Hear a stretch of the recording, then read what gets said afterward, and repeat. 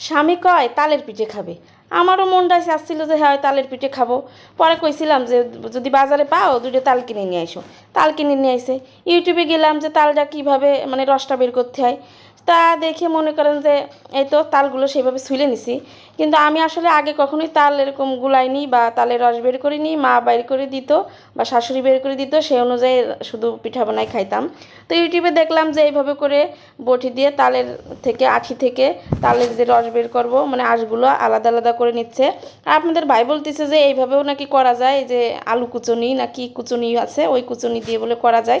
তো আমি ওরে কুচানিটা নামাই দিছি, কইছি তুমি এইভাবে করো। আর আমি হচ্ছে ইউটিউবে দেখলাম যে তালের আঠি থেকে তালের আঁশগুলো সব ছাড়াই নিতে হবে, ছাড়াই নিয়ে তারপরে মানে একটু পানি দিয়ে তারপর নাকি ছেনতে হবে। তো যাই হোক, এসব ছেনাছেনির কাজ কিন্তু আমি সেরকম ভালো পারি না। তো আপনাদের ভাইরে কাজে লাগাই দিছি, সে তো একদম করতেছে মনোযোগ দিয়ে। আর এদিকে মনে হচ্ছে ওর বেশি কষ্ট হচ্ছে, ওইটা দিয়ে ভালো হচ্ছিল না ওই কুচুনি দিয়ে। তারপরে আমি যেটা দেখছি সেটাই আমার কাছে ভালো লাগতেছিল। তো এই তো সব আঁশগুলো মানে আমি ছাড়িয়ে নিছি তালের আঁটি থেকে। তারপরে এই তো পানি দিয়ে দিলাম, পানি দেওয়ার পরে তারপরে আপনাদের ভাইয়াকে দিলাম যে যেরকম ইচ্ছা সেরকম মাখাতেই থাকো মাখাতেই থাকো। আর এরকম যত মাখাবা ততই দেখবা তালের রসগুলো বেড়েই আসবে। আপনাদের ভাইয়া তো সে মাখানোর ভিতরে খুবই আনন্দ পাচ্ছিল। সে এই হাত ও হাত দুই হাত মিলেই মাখাচ্ছিল। কি আর করার, কিছু করার নেই। তারপরেও কিন্তু বলছিলাম হাত দুইটা ধুয়ে নিতে, ধুয়ে নিছিল, এই জন্য আর কিছু বললাম না। তো এই তো দেখেন চেপে চেপে সব রস বের করে নিচ্ছিল। মশারির একটা কাপড় দিছি যাতে রসগুলো সব বেরিয়ে মানে সুন্দরভাবে সেকা হয়ে যায়। তো এইভাবে কিন্তু আমি আসলে রস বের করে নিয়েছিলাম। তো ইউটিউবে দেখেই কিন্তু এই পদ্ধতিটা আমার খুব ভালো লাগছে। মানে আঁখি থেকে সব আঁশগুলো আলাদা আলাদা করে তারপরে এই যে একটা মশারির মতো মানে কাপড় নিয়ে নিছি। আর দেখলেনই তো পানিতে কীভাবে আপনাদের ভাই মানে দুই হাত দিয়ে প্রায় সেনছে। তো এতখানি রস হয়েছে। তো এই রস নাকি আবার একটু মানে কষের মতো থাকে, সেটাও বের করে নিব। তো একটা পাতলা উন্না নিয়ে নিছি, সেই উন্নার ভিতর তালের রসগুলো সব ঢেলে দিলাম। এবার এটা ঝুলিয়ে রাখবো কিছুক্ষণ। আর ঝুলানোর পরেই কিন্তু এর থেকে মানে যে বাড়তি রস বা পানি আছে কষ আছে না কেন তালের, সেগুলো পড়ে যাবে। তো এই তো এখন আমি পিঠা বানাই নেব, যেহেতু আপনাদের ভাইয়া তাল নিয়ে আসছে আর আমারও পিঠা খেতে মন চাচ্ছে। তো চাউলের গুঁড়ো বের করে নিচ্ছি, চিনি বের করে নিচ্ছি। আসলে চিনি ফুরাই গেছিলো ছোটো বয়মে।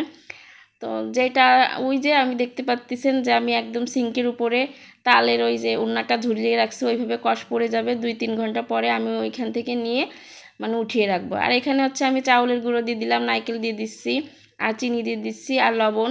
এই সামান্য জিনিসগুলো দিয়েই কিন্তু তালের পিঠা বানাইতে হয়। তবে যে তালটা আমি নিছি সেটা আসলে কষ-টষ ঝরানো না, এমনিতেই নিছি। তো এই কষ না ঝরালে মানে আমাদের এই তালটা তিতা না। যাদের তাল অনেক তিতা হয় তারা কিন্তু এইভাবে কাপড়ে পেঁচিয়ে রাখলে মানে তিতাটা কমে যায়। তো এই তো সবগুলো উপকরণ ছেড়ে নিলাম। এবার আমি পিঠা বানাই নেব। আপনাদের ভাইয়া কিন্তু আসলে এই বছর এই তালের পিঠা প্রথম খাবে। তো তার জন্য সে অপেক্ষা করতেছে।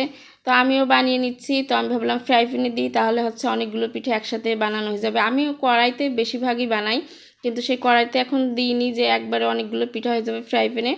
তো এই তো বানাইতে বানাইতে ফ্রাই প্যানে আবার ভাবতেছি যে এই যে তেলগুলো অনেক বেশি লাগে, একদম মনে করেন কড়াইতে দিলে অনেকটা তেল মানে নিচে থাকে, তখন পিঠাগুলো বানাইলে মানে ভেসে ভেসে ওঠে, তেলগুলো নষ্ট হয় না। তো ফ্রাই প্যানে বানাই আমি একদম সুবিধা করতে পারলাম না, কারণ আমার মনে হচ্ছে আরও তেল দেওয়া লাগবে। আর পিঠা বানানোর পর যে তেলটা থেকে যাবে সে তেলটা আসলে পরাটা ছাড়া কিছুই খাওয়া যায় না। এই জন্য আমি তেলের অপচয় কম করতে চাচ্ছিলাম।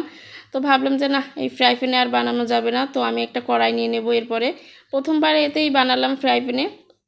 তো তেলের আসলে খরচটা বেশি হবে বলে আরও তেল দিতে হবে বলে ফ্রাই প্যান বাদ দিয়ে আমি কড়াইয়ের ভিতর দিয়ে দিলাম। কড়াইতে দিলে এই যে দেখেন কিভাবে কড়াইতে দিচ্ছি, যাতে পিঠাগুলো একটু তেলের ভিতর ভাসে, এতে পিঠাগুলো ফুলবে। এই জন্যই ফ্রাই প্যানটা সরিয়ে রাখলাম। তো বেশ সুন্দরই হয়েছিল কিন্তু কড়াইতে পিঠাগুলো ফ্রাই প্যানের চেয়ে। ফ্রাই প্যানেও যে খারাপ হয় তা না, জাস্ট তেলের পরিমাণ মানে বেশি দেওয়া লাগে আর তেল অনেক মানে লাস্টে থেকে যায়। আর কড়াইতে কিন্তু কম থাকে, যেটা দিয়ে পরোটা বানিয়ে খাওয়া যায়। আসলে এই তেল অনেক দিন রাখাও আমার কাছে ভালো লাগে না, এই জন্য আমি কড়াইতে বানানোর চেষ্টা করি সবসময়। তো এইভাবে কিন্তু আমি অনেকগুলো পিঠা বানাই নিছি। আর এই বছরেই তো আমরা প্রথম তালের পিঠা শুরু করলাম। আর যেটা ফ্রিজে থাকবে আমি মাঝে মাঝেই প্রায় বের করে তালের পিঠা বানাই। তো এই তো আজকের মতো পিঠা বানানো এই পর্যন্তই শেষ। কেমন হলো আমার ব্লগটি অবশ্যই পেজটি ফলো দিয়ে রাখবেন। আল্লাহ হাফেজ।